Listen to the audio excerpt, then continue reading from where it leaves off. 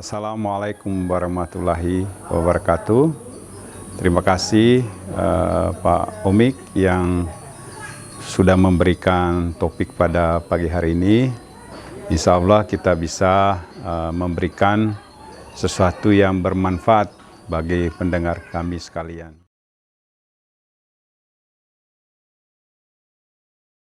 Innallaha ghafurur rahimah, pengampun, rahman rahim, maha kasih sayang. Wallahu bikulli syai'in alim, maha berilmu, maha mengetahui. Wa innallaha ala kulli syai'in qadir, maha kuasa, latifun khabir, rahman rahim. Udah. Azizun hakim, udah. Tidak ada sifat wujud, tidak ada ayat Quran yang menerangkan Allah itu ada. Sekarang saya tanya, Allah ada nggak? Mana dalilnya? Quran nggak ada itu. Coba, kita baru tahu kan, baru dengar kan? Mengajinya cuma muka nakir terus.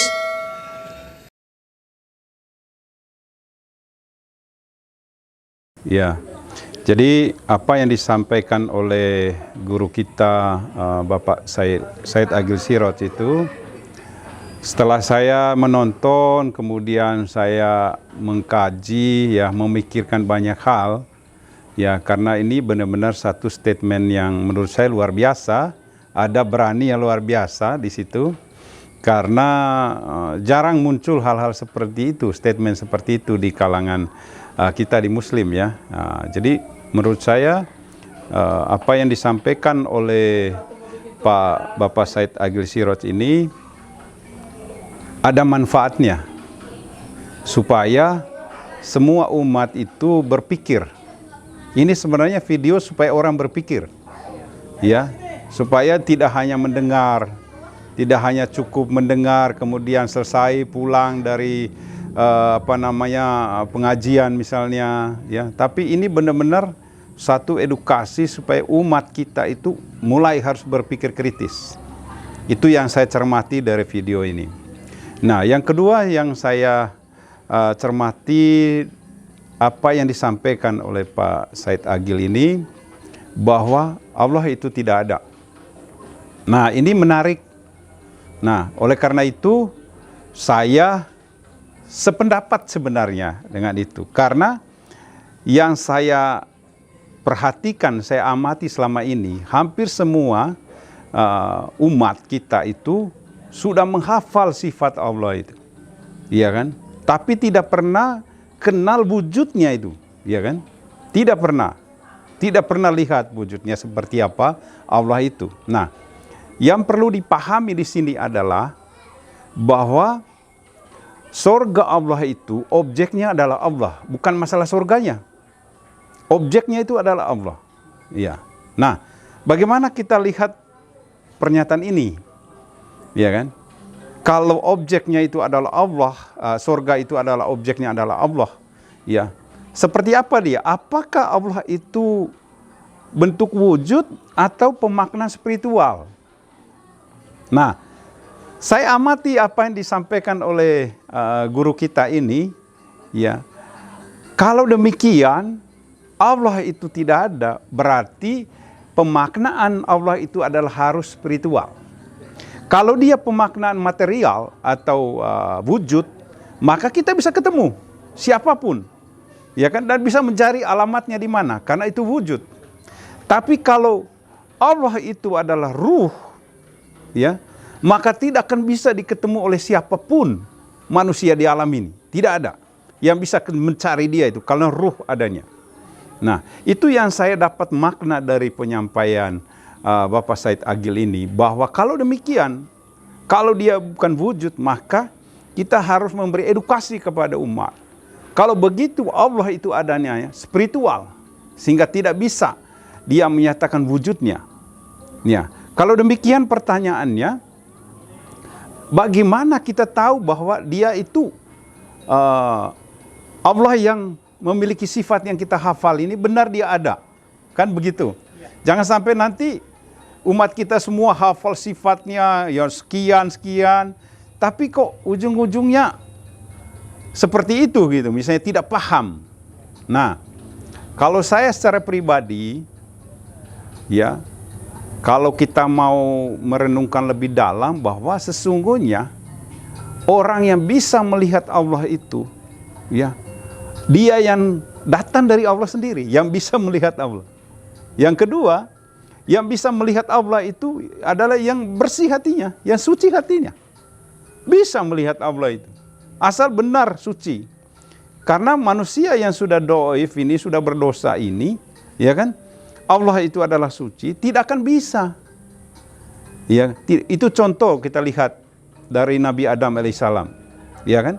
Sebelum Nabi Adam itu jatuh dalam kesalahannya, dia bisa interaksi dengan Allah itu enak, ya kan. Tapi begitu dia melanggar amanah dari Allah, maka dia hanya bisa mendengar, tidak bisa lagi melihat. Karena penghalangnya, temboknya adalah kesalahan itu, dosa itu. Ya, bandingkan semua manusia di dunia ini sudah berdosa, kata Rasulullah.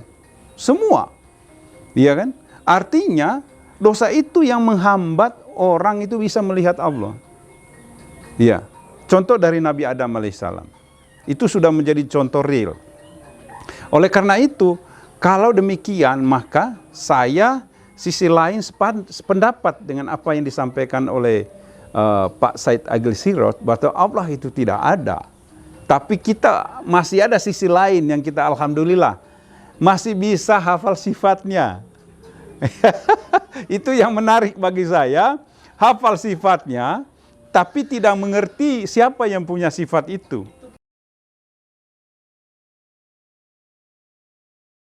Ya, nah ini yang harus menjadi prihatin kita ya. Jangan sampai pada akhirnya kita menghafal dan kita mengklaim, kita menerima ini sifat-sifat Allah.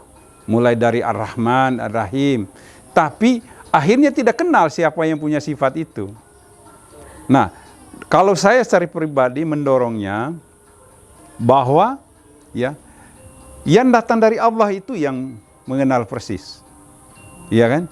Silakan baca misalnya mulai dari kitab suci Al-Quran, cari di sana, ya kan? Siapa yang datang dari kalamullah wa ruhullah, ya kan? Karena dia bisa, dia yang tahu Allah itu. Ya, yang datang dari ruhnya Allah sendiri, dia yang tahu.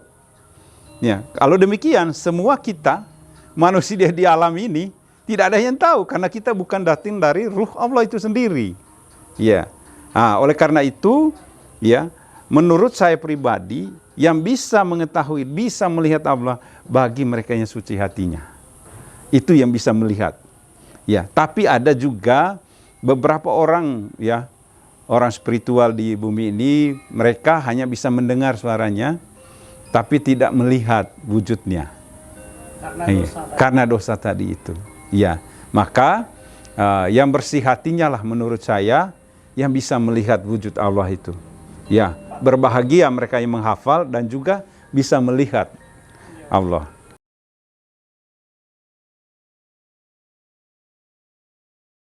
Kalau lihat rujukan-rujukan ayat Allah itu sulit, Bang. Ya, semua manusia di alam ini sudah bersalah. Ya, sudah bersalah.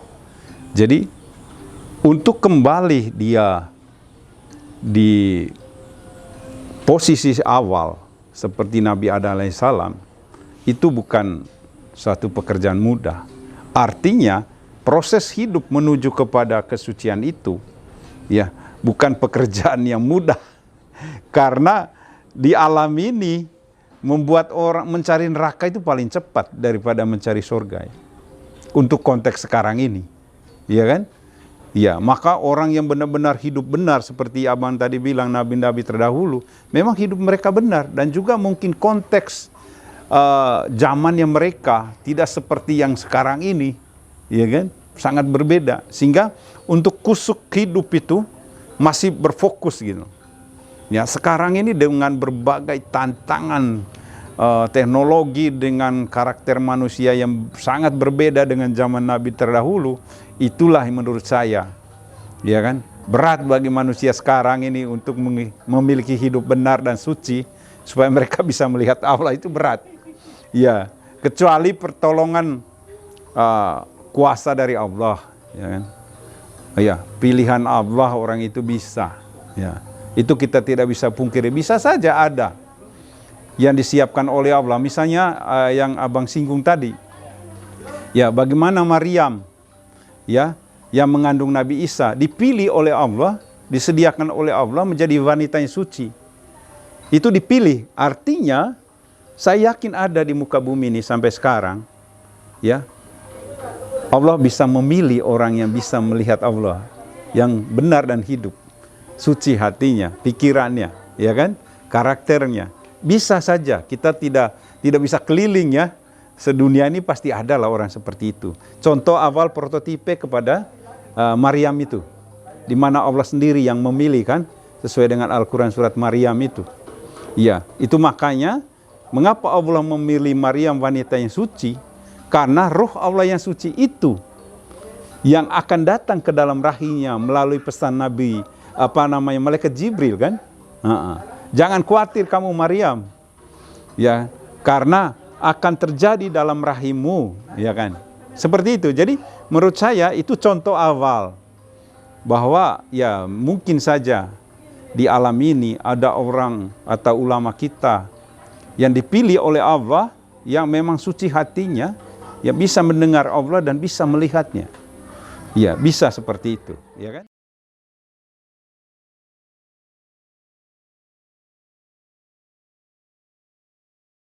Ya, betul. Ya, saya setuju pertanyaan itu, Bang. Ya, salah satu kunci ketaatan itu adalah ya harus timbul dari kebenaran firman Allah yang dia baca, dia renungkan. Kalau hanya ketaatan secara emosional itu tidak sampai. Ya, atau ketaatan karena figur misalnya, itu tidak akan sampai. Tapi kalau dia taat, ya, supaya bisa menjadi orang yang bertakwa, itu karena dia berjalan bersama kebenaran dari Allah, itu akan sampai. Jadi ketaatan seperti itu menurut saya yang bisa mencapai tujuannya. Karena firman Allah itu ya dan amin dia, ya kan? Karena semua firman Allah diturunkan oleh Allah bermanfaat, ya kan, untuk mengubahkan orang, memperbaiki kelakuan. Ya kan, menuntun orang dalam kebenaran. Nah, itu makanya saya bilang ketaatan terhadap kebenaran dari Allah itulah yang memungkinkan orang itu bisa sampai, ya, sampai kepada kesempurnaan. Tapi proses itu terus berjalan karena tidak mudah seperti yang saya katakan tadi. Ya, tapi paling tidak kita sudah mulai titik awal untuk melangkah. Nah, saya setuju lah Pak. Ulama kita Bapak Said Agil Sirot memberi statement itu. Ini edukasi buat umat supaya harus, ya, saya aja mau mendengar itu ya.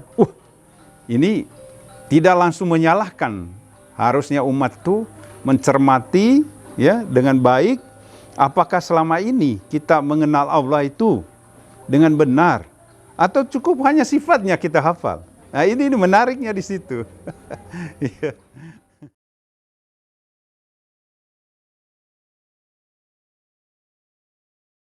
Ya, pesan saya sih khususnya bagi anak-anak muda ya, generasi milenium ini, bahwa tingkatan ketaatan itu penting dilandasi oleh firman Allah.